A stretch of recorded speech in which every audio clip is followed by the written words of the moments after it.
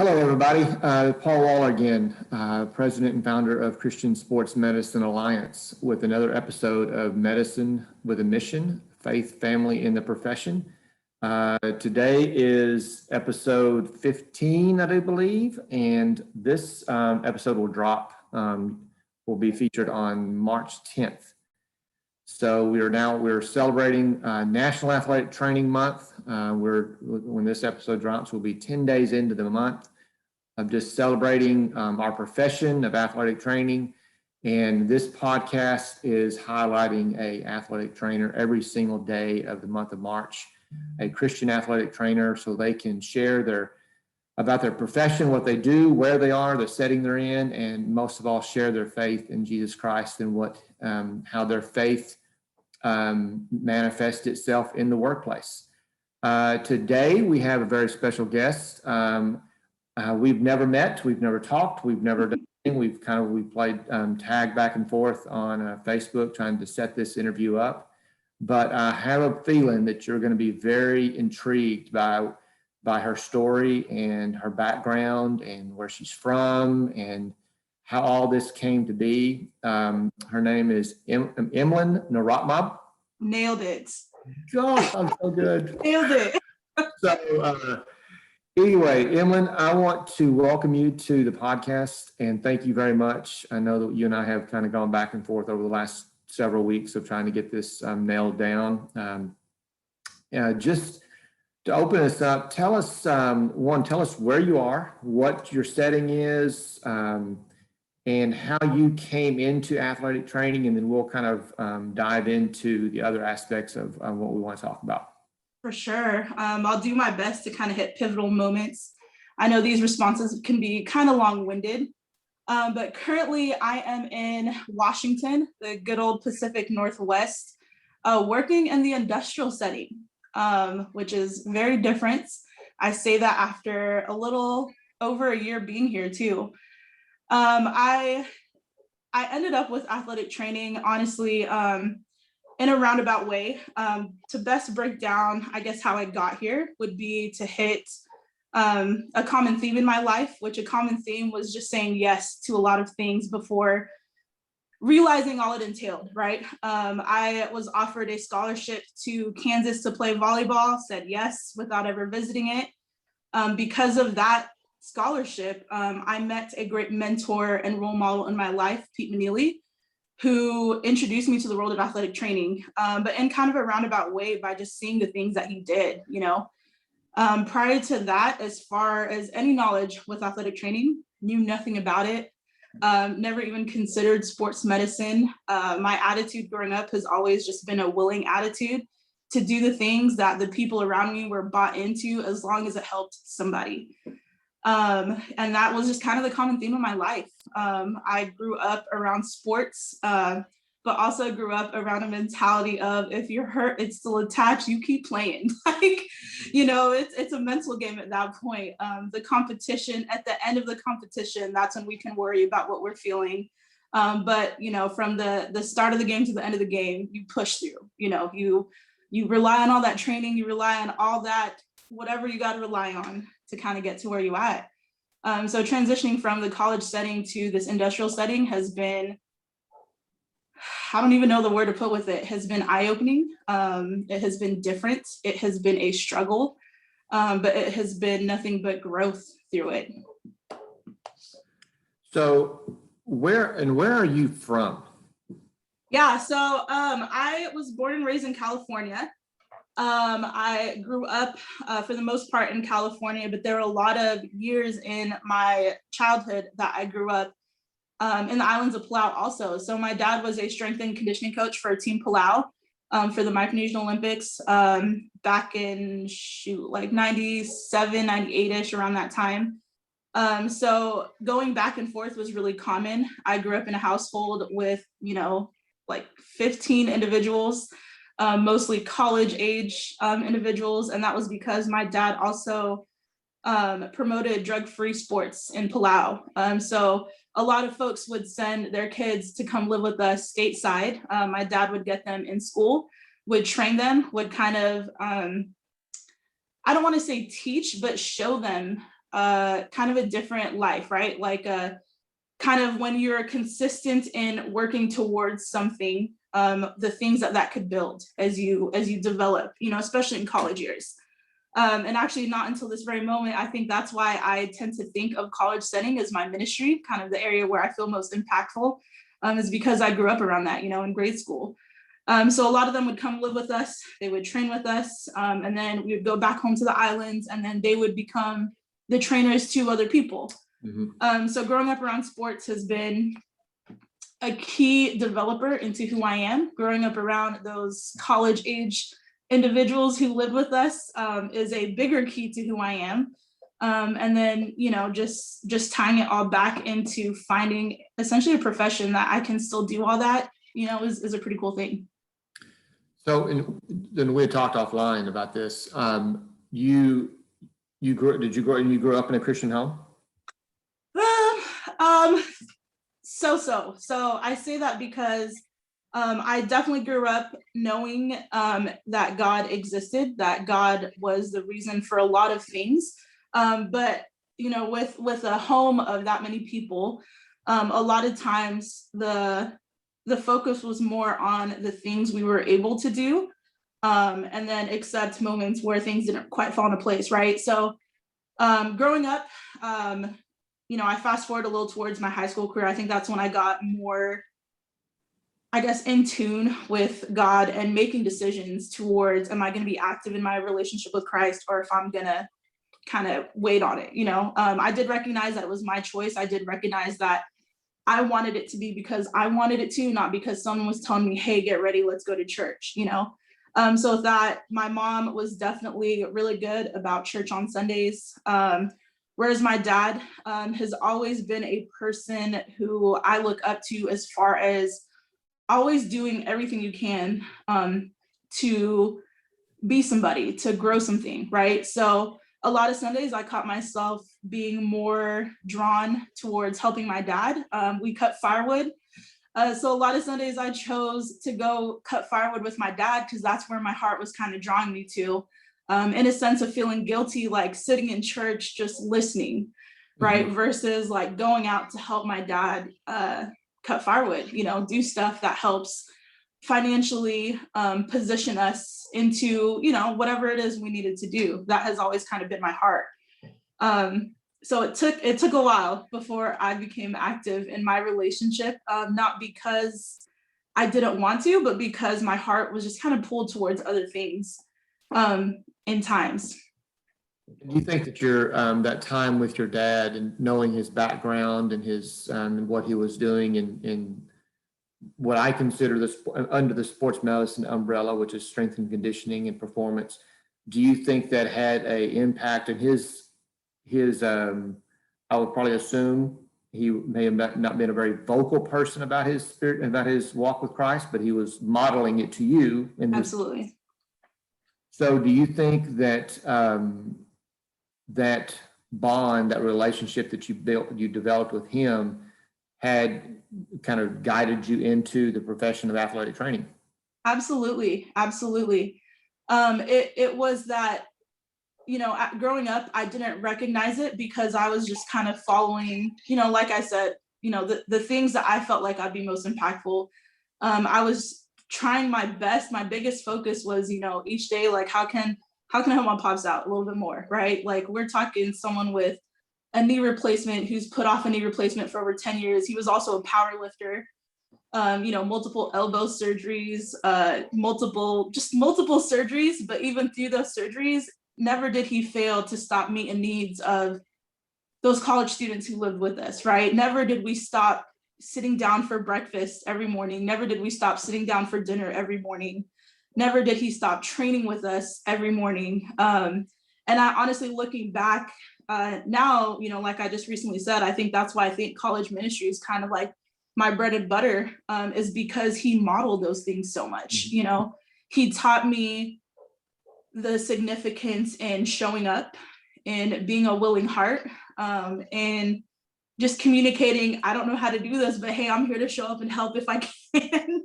It absolutely did model those things that, I later learned in in my, who Christ is essentially.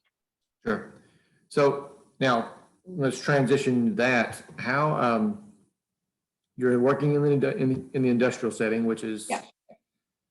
I've never worked in the industrial setting. I know that's kind of a field that's kind of starting to take off with, Amazon's hiring, on-site athletic trainers. You have, we have multiple corporations here in the Dallas-Fort Worth area that has that employ athletic trainers. How do you see your faith? I mean, in a place that's what I would consider still a non-traditional setting compared to like a high school setting or a secondary school or even college and university. How has your faith been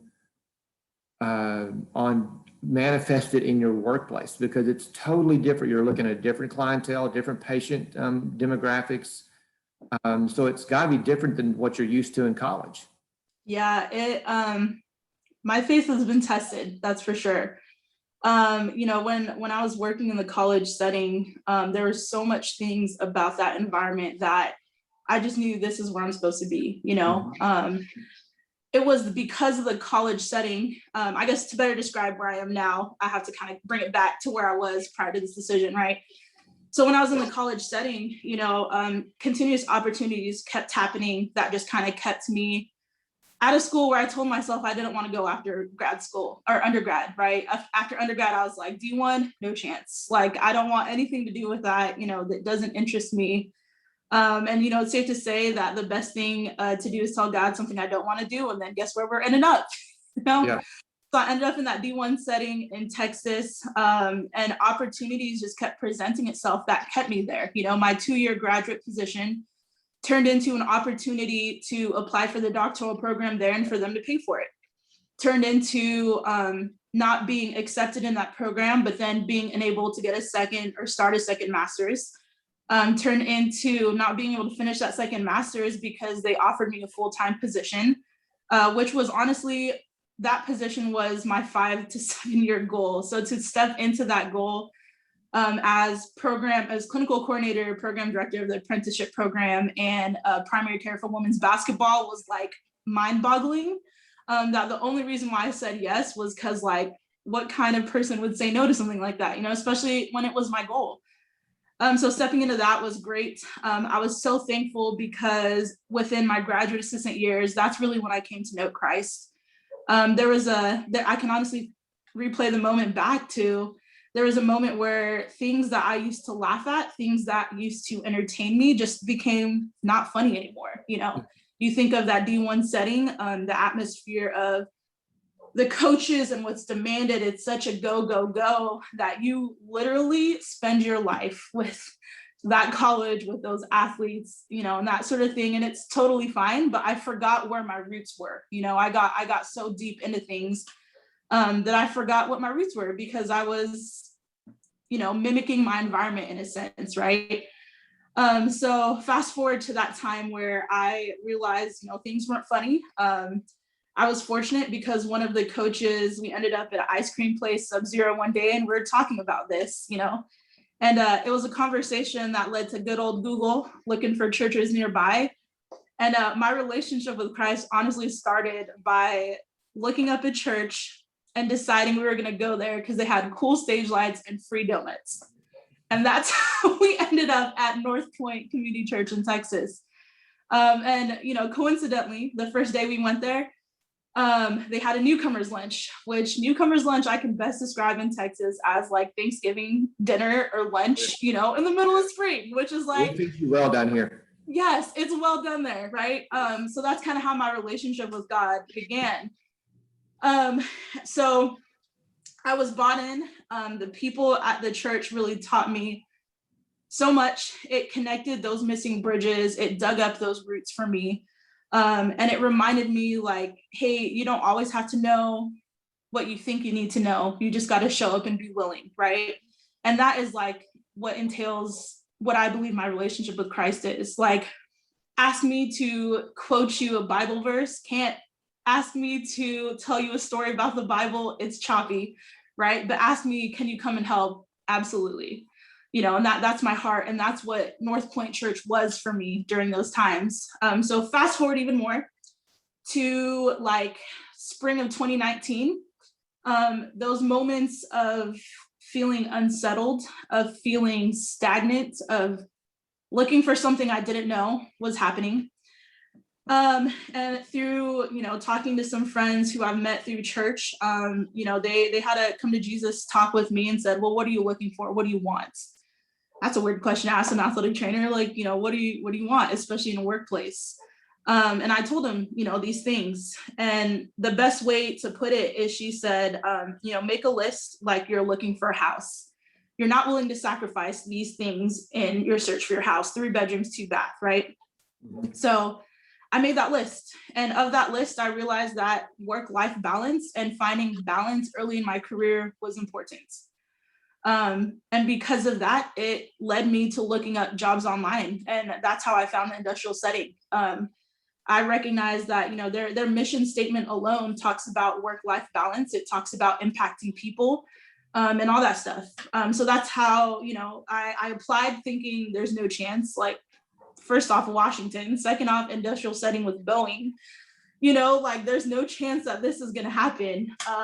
But literally within 2 weeks, I was in Washington for an on-site interview, and then I ended up here. And it was, at the moment, it felt like a step forward, but honestly, to be in complete transparency, right now it's a struggle. It's a struggle because whether it's because of COVID and churches being shut down or limited or being pulled away from that support system who revealed my roots in Texas, there's been a lot more moments where I've questioned, like, did I make a stupid move? Mm-hmm. There's been moments where I've realized I've been so unplugged with God that I felt, like there's moments where I felt like I was going through like high functioning depression, right? Mm-hmm. Like where I was doing well with my job, but I wasn't like doing and feeling the way I felt in the college setting. So to think back on my faith through this transition, I recognized how much it took for God to get me here to realize, hey, those areas you've been trying to do on your own, you can't do without me, and maybe I'm gonna let you fall. I'm gonna let you kind of hit rock bottom here for you to recognize that, you're gonna struggle, but unless you stay in tune with me, you're not gonna feel like you felt. And that's where I've been in the industrial setting. I've been meeting metrics. I've been, and I'm not a person to, say the things I've done well. I've been doing well in this setting. I've exceeded my expectations, but I don't feel that connection. And it honestly wasn't until recently getting plugged back in with my Texas friends about Bible studies and conversations that I'm starting to feel like I'm getting back to that point. But to be super honest, it's still a struggle. Well, I can understand that. Yeah. COVID is, it's wiped out just the meeting in person and the fellowship together. And, so I can understand that totally. Yeah. What, before we close, and I hope it's changed, knowing Bible verses. So what would you say would be that either 1, 2, maybe there's multiple verses, maybe there's one that would be your foundation, be the foundation of your house? The one that you build your life upon. Yeah. It would be the effective prayer, right? Matthew 7:7-8. Keep asking and you'll receive. Keep seeking, you'll find. Keep knocking on that door will be opened. It would be the effective prayer, and even to think of it and say it now, that's one of those moments that prayer alone, and that goes a long way, because like I said, I tend to refer back to more worship music to realign my heart more than I look at scriptures, which, confession, like that's just how I am. But that effective prayer is probably the biggest one, where I feel so overwhelmed. I feel lost. I feel, whatever it is, I feel it would be Matthew 7:7, because it reminds me to ask but do. It reminds me to seek and you will find, or if you don't find, keep seeking. It would definitely be that. I think a lot of people, when they quote that verse, I don't think they realize one, who's saying it. Yeah. And when they don't realize who is saying it, is that when they quote that verse, are quoting something that person actually, he's not just talking words. I mean, he's saying that because he's wanting you and me, and when he's saying this is what you should do it. I mean, seek, ask me. It's all about him. And I think when we don't realize that, when we stop seeking Christ first and stop seeking his kingdom first and stop putting him number one and top priority in our life, that those frustrations, I mean, all those things that you're just talking about, they come into play. Absolutely. Yeah. And it just takes it doesn't take much sometimes, but sometimes it takes a lot. Yeah. Recalibrated, I would say, to and reoriented to our relationship with Christ. Absolutely. Yeah. I mean, I couldn't, it's to moments where I even read that verse now, it's hard for me to even finish, because the depth of, what that, like you said, you don't realize where he was coming from when he was saying those things. It's one of those prayers that when I literally feel like I have no words, just emotions for God, Mm-hmm. that's what fills that void, and me showing God, okay, I'm here to talk to you. Mm-hmm. Yeah, for sure. Well, cool. So, Emlyn, I really appreciate you taking time out of your busy schedule. And you said you work for Boeing? Yeah, I work for Boeing. Yeah. They've had some issues over the last 18 months. And that's how long I've been here. Yes. On top of that, it's been a struggle. Yeah. But I really appreciate you joining us and sharing your story and your testimony, your heart, and your love for Christ, and your love for our profession, and wanting to see your faith journey manifested into the workplace. So if you are interested in learning more about Christian Sports Medicine Alliance, visit us at christiansportsmed.org. Go to our website, learn all about us, learn about our mission, which our mission statement is to make God known in and through our profession by educating, equipping, and serving. And if you want to follow us on Twitter, please do so at @tweetcsma. If you are a Christian athletic trainer and you want to have a spot on Facebook that you can go to and do life and share your struggles and your prayer requests and maybe a scripture verse or devotional that you've been going through, or just share with us what God's doing in your life, go to Beyond the ATR on our Facebook page, join it there, and just continue to pray for our ministry, pray that we will continue to reach our profession, not only athletic trainers, but everybody that, in my opinion, that sits underneath the sports medicine umbrella. There's a lot of us out there that don't know Jesus. And there's a lot of us that know Jesus that needs extra encouragement and prayer and support and somebody to walk beside them. And we want to be that ministry to them. So, Emlyn, again, I really appreciate you joining us and sharing this. Thank you continue to enjoy your stay out in Washington. However long God has you out there, just take it one day at a time. Absolutely. Thank you so much. Thanks. Appreciate it very much. Thank you.